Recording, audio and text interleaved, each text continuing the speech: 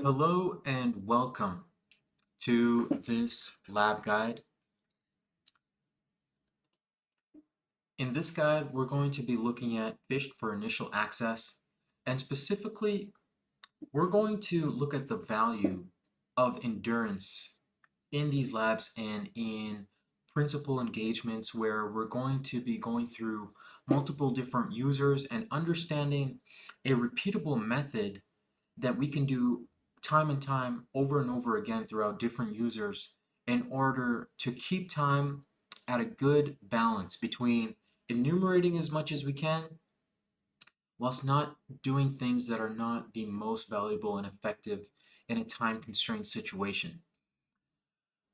So as always, I did prepare a little diagram that encompasses the entire lab, and we're going to be going through this, explaining the different methods and commands and things like that in order for you to benefit and hopefully gain something for your own methodology that you can craft. So firstly, we start with one thing, and that's Sam Olsen. Sam Olsen was found through possibly a business card. Imagine yourself on your way to work or on your way home, and Sam Olsen dropped her business card on the floor of the bus. And so, you being a security professional, and maybe you want to give this back to her, you grab Sam Olsen's card and you see on it Mega Big Tech employee. So, doing that, being a cloud security professional, you go ahead and check Mega Big Tech as a domain to see if this is a valid domain on the cloud and possibly if it has a tenant ID. And so let me do that here.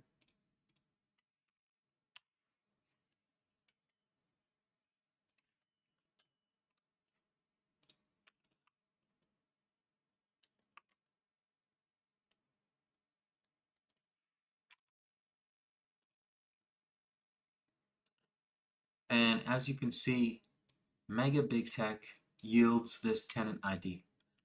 So anyways, with Sam Olsen being a Megatech employee and Megatech being on the cloud, why don't we try to get her email through an email finding protocol? Firstly, the first thing we need to do is make a list of emails that we can test to see if any of them are valid. So how we do that is firstly, we can use a tool such as username anarchy. You can get username anarchy from GitHub. You pull up my Kali.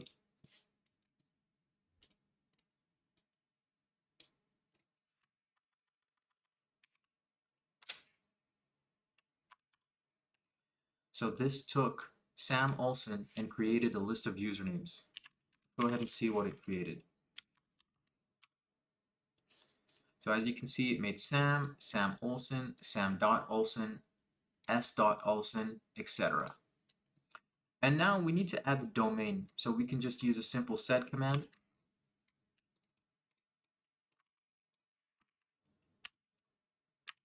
Now when we go to cat it, all those usernames have the domain. And after that, we can use this tool called Spray. No, it's called O365 User Finder. You can get this on GitHub as well. And all it's going to do is check if any of these are valid emails. So let's see if we can get a hit. Ooh, now you know the one thing that we love the most is that green line. That's the best. Okay, so now that we know that there's a valid email and we have successfully gathered enough information for us to commence a few other protocols in this situation.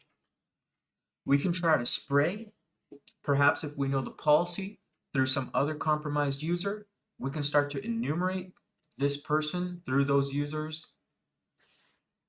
But in this particular case, we're going to be sending out a phishing email to this user. And so I made a little phishing email here. Of course, it's not, up to the most ideal standards, but I'll explain it to you. Firstly, we're just making sure that the email subject line is a little bit, in Sam's face. This is an urgent security notice. Right off the bat, Sam is going to be alerted. She's going to think, okay, I really need to respond to this. It's urgent and there's security involved. God knows how many millions my company will lose if I start ignoring security emails. And so, hey Sam, kindly press Windows plus R and insert this URL, this IP with security update. Security update is fake, but anyways, we're going to be using Responder to catch her NTLM through this. And I use the word kindly here because I read a lot of people, I don't know why, but professionals, they always say kindly.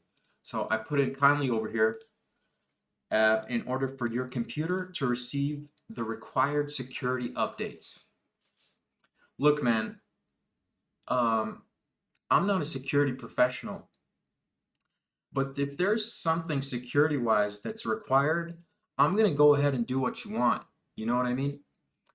So this must be done before authorization expires. Again, we're trying to catch the inside of Sam's heart that feels fear. And when something is time constrained, look, if I'm Sam, I already got deadlines for different projects, people on my head all day. I need to do this now. We got a failure to comply may result in account suspension. And then, of course, we are just kind of giving some information about penalization and claiming that there's a penalty is going to further exaggerate the urgency of the situation, making Sam instantly comply. Mr. Tanaka will be forwarded to ensure compliance with incident response protocols under Plan A-12. And so here again, we're trying to make it seem serious and urgent by using Mr. Tanaka. So Mr. Tanaka, a little bit of backstory. We find Mr. Tanaka on the website of a related domain, and he is the CFO.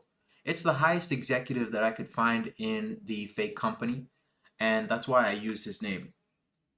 And then of course we try to make it official by adding mega big tech, by adding the company name and the year and a cool professional symbol thing for legal purposes, of course. And so let's grab this over to our email.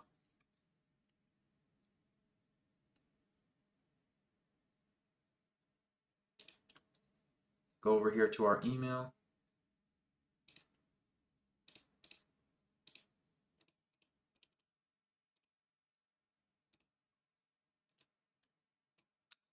And send this phishing email.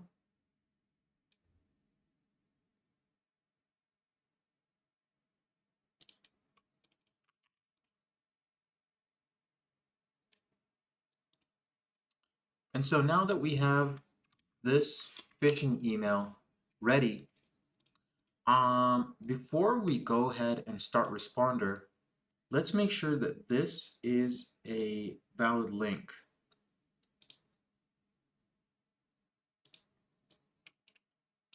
And so we just click this link thing here if you're using Gmail. Oops. We always got to make sure the phishing link is clickable. And now that we have that ready, let's go ahead and start our responder. Now, if you're going to use Responder, you're going to need a publicly accessible IP. And unless you're going to change your routing on your cloud service provider router at home, You could very simply do this with an AWS VM instance. And so I did that right here. Oh, sorry. There we go. And so I did that over here. And as you can probably gather, that IP is for this AWS instance. And so we go ahead and start responder. By the way, in terms of responder and the firewall rules that are required, let me go ahead and show you what you need to turn on and what you need to allow in your security groups if you are using AWS to do these labs.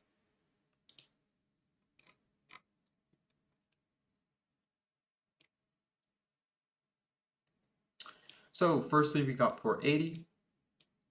445 is SMB. That's for this lab in particular. 443 for callbacks when we're using C2s and things like that. 22 to connect. 8888 just for custom servers and transferring payloads and things like that.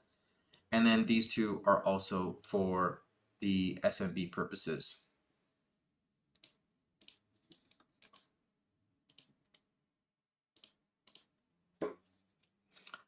Okay, now that we have that responder ready, let's go ahead and send the email.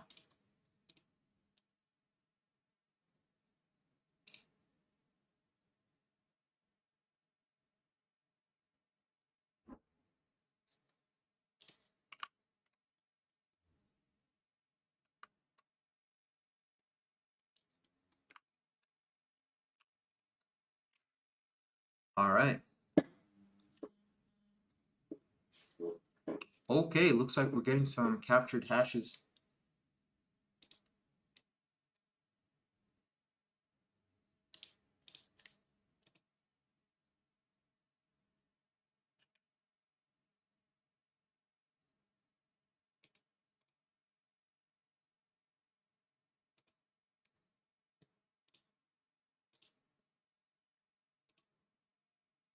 Okay, sorry about that. It seems that it skipped it because I already captured it and it's in my cache somewhere. So for you, you'll probably get the hashes dumped, but for me, I'm just gonna scroll up. Oh, I can't scroll up. Well, for me, what I'm gonna do is I'll just show you.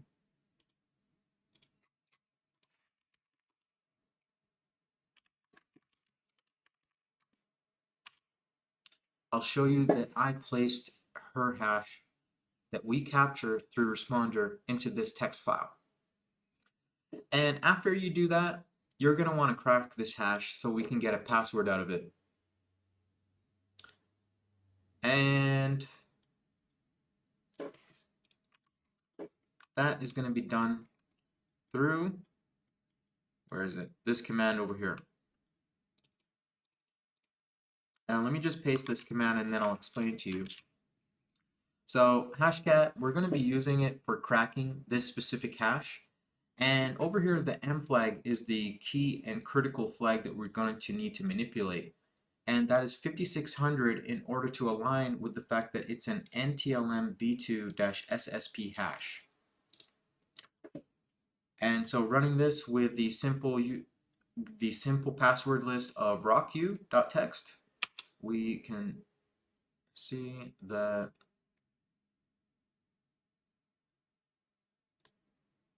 we already cracked this hash. And so again,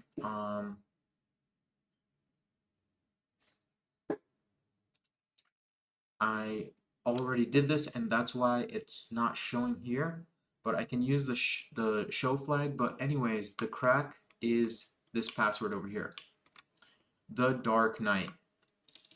And so this is the password that you're going to get. And now the fact that we have a username, an email, and then a password obviously means that we now have valid Azure credentials. So let's get into this access point and start enumerating.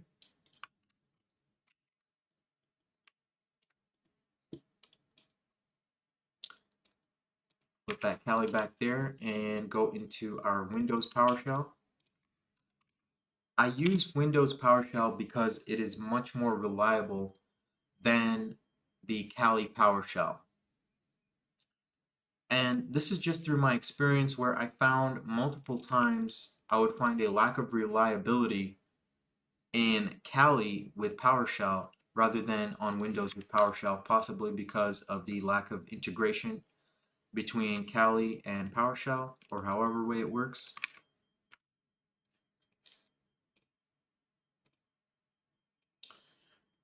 So if you're not familiar, I'm just authenticating in the standard 3 methods.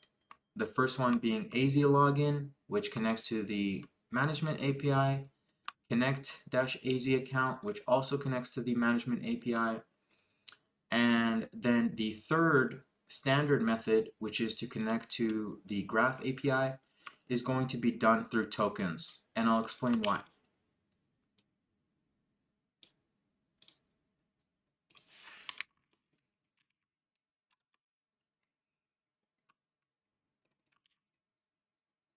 So this token manipulation tool is called Find Me Access, and it does wonders, as you'll see.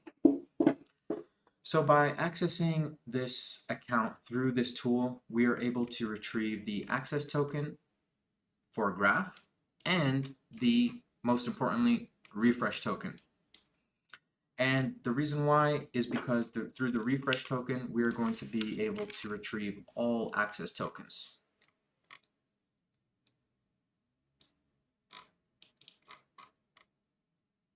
So I'm just going to copy and paste the refresh token.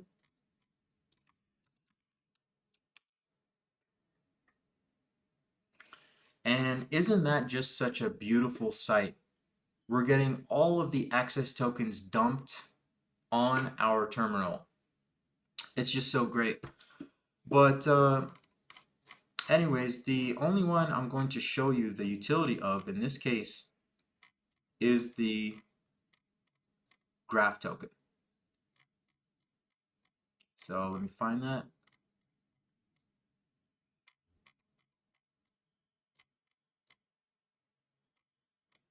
I just scrolled past it or something. Oh, here it is. So taking the graph token, I'm not going to use it in the terminal. Instead, I'm going to use a very convenient method of enumerating the graph. And that's through this tool called Graph Runner. So although Graph Runner is used in the CLI, I'm going to use the HTML page that it comes with to just paste in the token in here, and suddenly we have graph access and we can enumerate just through that token. This page is going to make API calls, native API calls to the Graph API endpoint, and we're going to be able to enumerate it that way. So let's go ahead and press these buttons and see what we get. We got some info about Sam.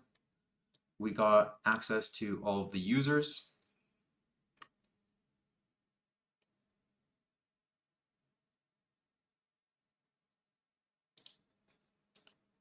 You got directory groups.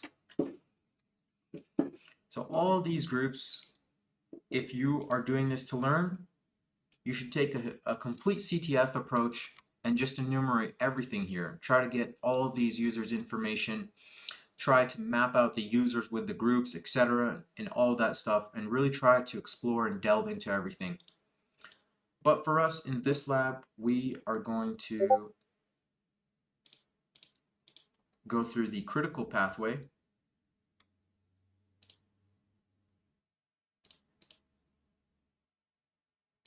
Just press on all of these. As you can see, look at this. Like, we got Teams chats, we got OneDrive files, apps, bonus, confidential, XLSX. And so all of these we can explore and spend days just exploring and venturing out into any of these vectors just to learn and learn on our own pace and in our own way. However, I'm going to go through the critical pathway. I just wanted to show you this method of enumerating graph through token manipulation. Let's go back here and enumerate the roles of SAM using the management API. We'll go back to PowerShell.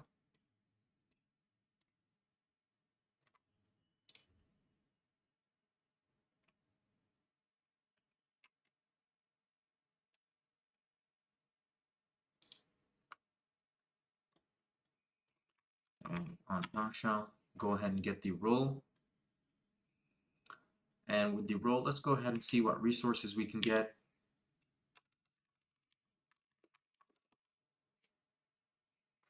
So in terms of roles, we have this role assignment.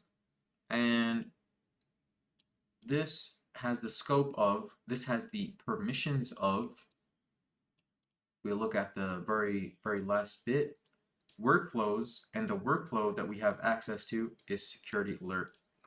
Now with the get resource command, we also see that reflected as we have access to this resource called security alert, which is a logic app workflow.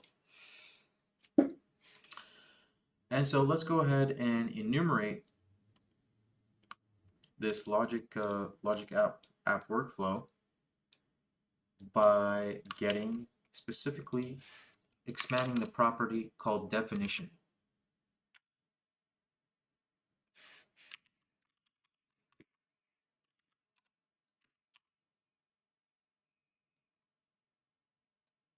Okay, and as you can see in the definition, they left some juicy information. We have a password here, and we have a username. And testing that out for access, you'll find that we do get access to this user. So just like we did before, I told you that this lab is going to be about endurance. And so if you did this in a CTF manner, you'll probably be spending a couple days just by the fact that there are multiple users.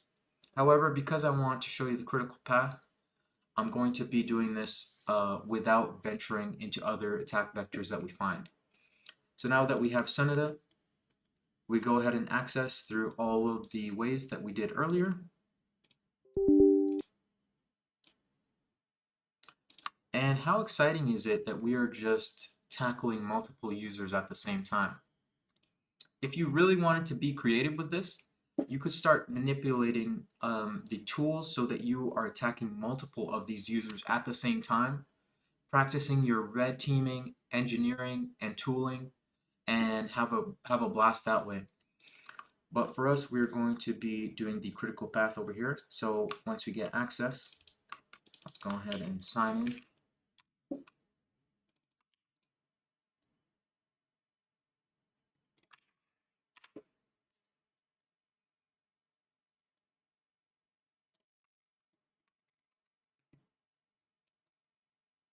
And again, let's go ahead and get some tokens alongside the signing in. Oh, and by the way, if you wanted to sign into Graph, you can use the MG Graph library, signing in over here. You can also get the token for Graph that way, but I'm going to show you how to get it again through the token manipulation tool.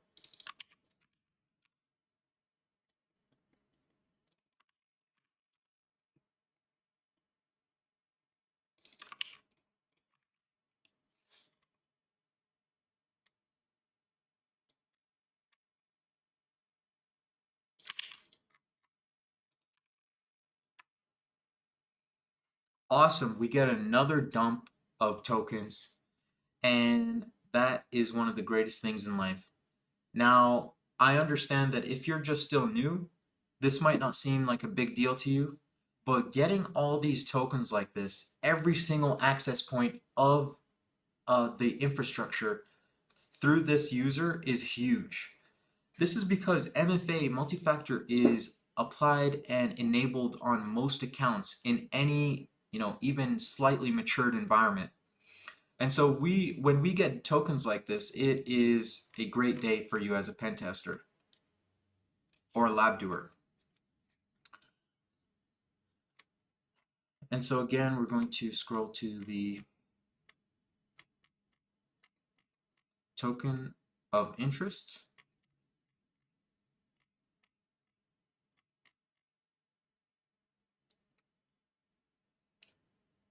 Not Blackism. No, this is not Hack the Box. This is from Pwn Labs.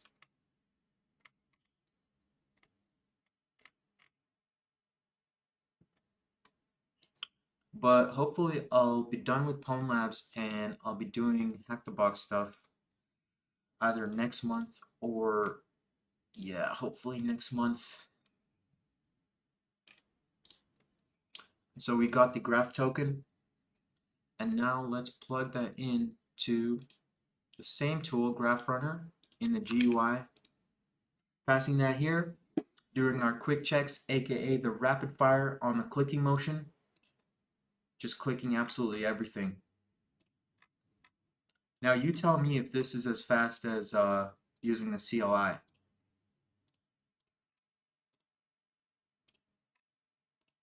Documents, we got emails.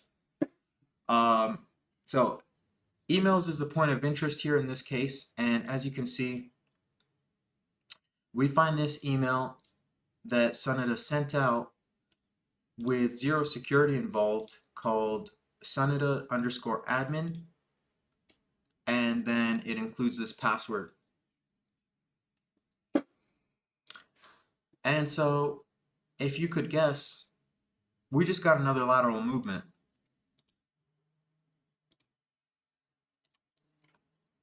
And so reflect here in my diagram, we find this.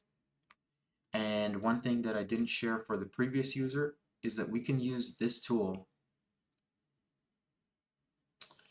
if we only got the password and we did not get a username. One thing that we can do is use this tool and check if this password as a spray aligns or is valid for any of the users. Let me go ahead and demo it here for you. And what this will do, this command is called O365 user finder, just like we used it before, and you can get it from GitHub.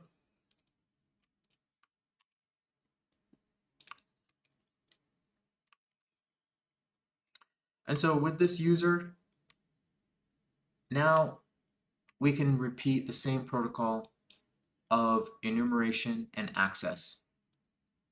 So let's go ahead and do that.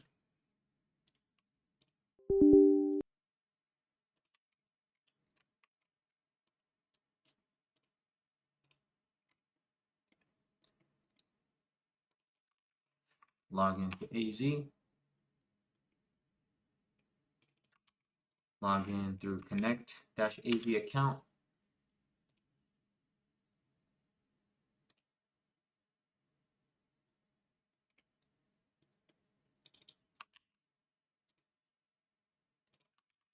And log into Graph, why not?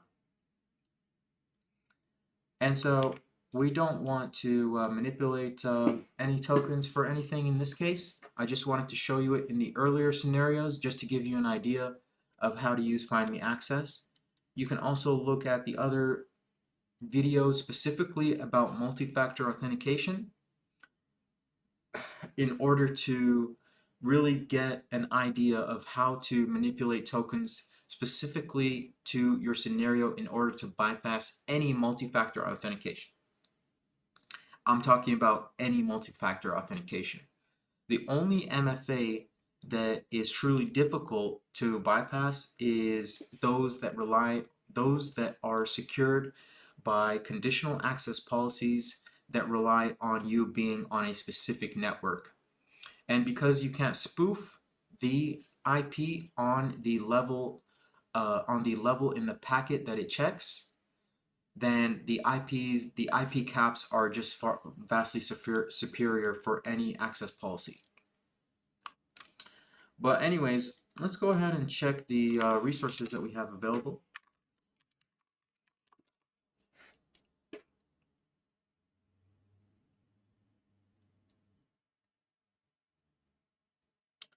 And as you can see, we have access to a key vault called MBT admins. And so let's go ahead and enumerate the secrets of this key vault. And doing that, we find the flag. And so you can go ahead and retrieve the flag with this command.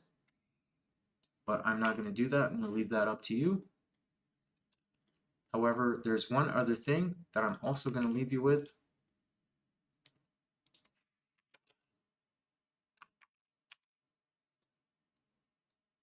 Is that you can also enumerate this key called Global Admin Creds, and you get this. Now, I've explored a little bit, and I haven't found a use to it just yet, but maybe you can be the one to crack it. What is this for, and where can you use it to get more access? With that being said, thank you very much for watching this video. I hope you enjoyed and learned something. If you liked it, please subscribe and leave a comment as to what you want to see next. And thank you very much, and see you later.